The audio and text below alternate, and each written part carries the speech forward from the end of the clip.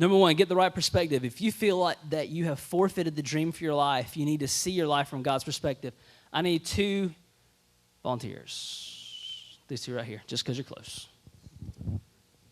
All right. What is the average lifespan? You may have seen me do this illustration or one similar to it last year. What is the average lifespan of an American? Well, let's just round it at 70. 70 years, okay? All right, Jonathan, I want you take this hand, okay? You hold that. Come this way, baby. Hold on. We're gonna stretch it out to 70, okay? There we go. There's 70. I want you to stand on the back side of the tape and put your finger on 70 so everybody can see it. All right, that's 70 inches. Let's say that 1 inch is a year. 1 inch is a year. And maybe, right now you're in high school. Let's say that you're in high school. Can you guys go that way a little bit? All right, thank you. Hold on. You just stand right back here. Thank you. Okay, let's say that you're in high school. So that means that you're somewhere in the 15 to 18 range, okay? Let's say, 15 to 18, right in here. All right, so let's say, for instance, that a bad thing comes into your life during your high school years, and let's say that it's a decision that you chose, you made it, okay? And let's say that for the 4 years of high school, you make a royal mess of your life. You make just all kinds of bad decisions. You made all of them. They're all your fault. But for those 4 years, you make some really bad choices. And you may feel like after those 4 years, from here to here, you may feel like in the middle of it, okay, I have really messed things up. What do I have to look forward to? What do I have to look forward to?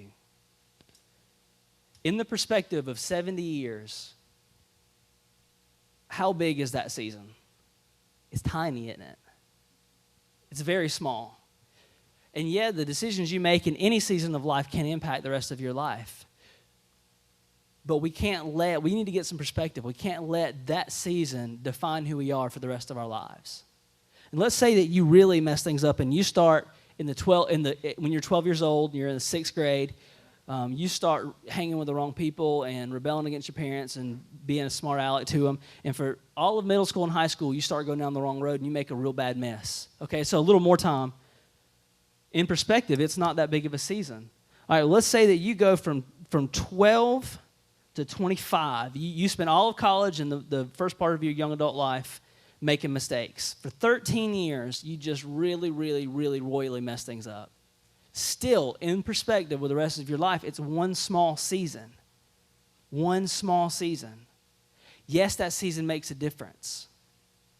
But if we're not careful, we'll let that season stop us from pursuing God's dream for us. We'll feel like that season is so bad that there's no way I can have God's dream for me. When in reality, when you look at the whole thing, you're like, man, that's really not a very big part of my life, and I'm letting it dictate the rest of it. Well, take a look from God's perspective, because when God looks at you, he doesn't see your life ending at 70. He sees your life on past that. He sees eternity. Imagine this tape measure running all the way up South Main, all the way through Norman Park, all the way through Tifton, all the way to the East Coast and on. That's the rest of your life. And when you look at these years in perspective from here to Savannah and beyond, then you really say, oh my gosh, am I going to let that season mess everything up for me? Am I going to let those few choices mess everything up for me? All right, thank you guys. Appreciate it. You give it up for my volunteers.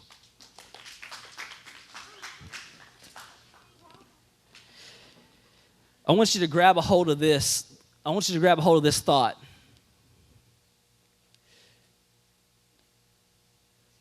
Your life is not defined by the sum of all your mistakes or the total of all your good choices, your wins and losses, your successes and failures.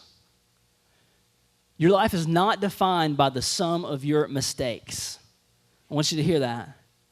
The mistakes that you have made do not make you who you are. You may be tempted to say, I'm going to get a slightly mildly graphic here, just to be real. You may say, okay, I messed up. I slept with my boyfriend, and I slept with the boyfriend before that, and the one before that. So that makes me no. That makes me a fill in the blank. No, it does not. No, it does not. You may say, I have one girlfriend for a week and then another one and then another one, so that makes me a No, it does not. You may say, I tried this drug and that drug and that drug, so that makes me a fill in the blank. No, it does not. Because you got to understand, you are not defined by the bad things you do. You are also not defined by the good things you do. Just because you're successful in the choices that you've made, don't mean that that's the dream God has for you. You're defined by how God sees you and by the dream that God has for your life and by nothing else. And so if you're in a season where you feel like I have messed things up so bad that I cannot go after God's dream for me, then the enemy has convinced you that you are your mistakes, and you are not. You are not. Your life is defined by God's dream for it, and the only way that a bad season in your life can derail God's dream for you is if you let it.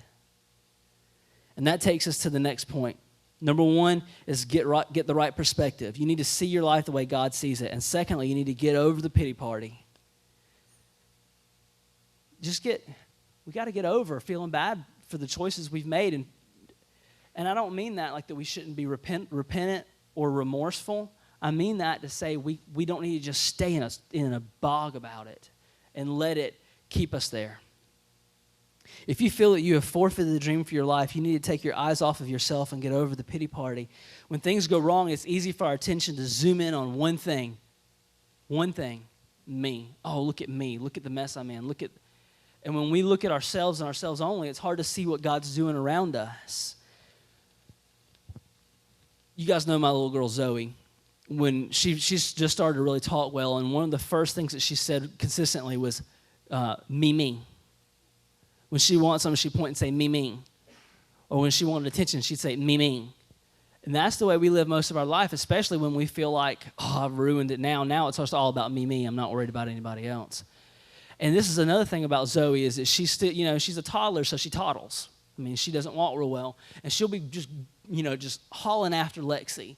And then she'll fall down, and she'll immediately start doing what? She'll start crying. And as her daddy, she's not bleeding. She's okay, And so I look at her and say, and this is how I respond. I say, oh, you're okay. Just get up. You're okay. Get up. If she was hurt, I would go pick her up and rush her to the emergency room and whatnot. But I have the right perspective as her dad. I know she's okay. So I just say, listen, you're okay. Get up. Yeah, you fell down. It's okay. Just get back up. Just get back up. Maybe you have fallen down or in the process of falling down, and you want to scream out, me, oh, poor me. And God's looking at you saying, I know who you are. This is not who you are. It's okay. Just get up. You're okay. Just get up. Let's keep going. The third thing tonight the third get that I want you to have is get back on the path. If you feel that you've forfeited God's dream for your life, you need to get back on the path. Our journey toward God's dream may not seem like a straight shot, but we can't let that cause us to give up hope on the dream.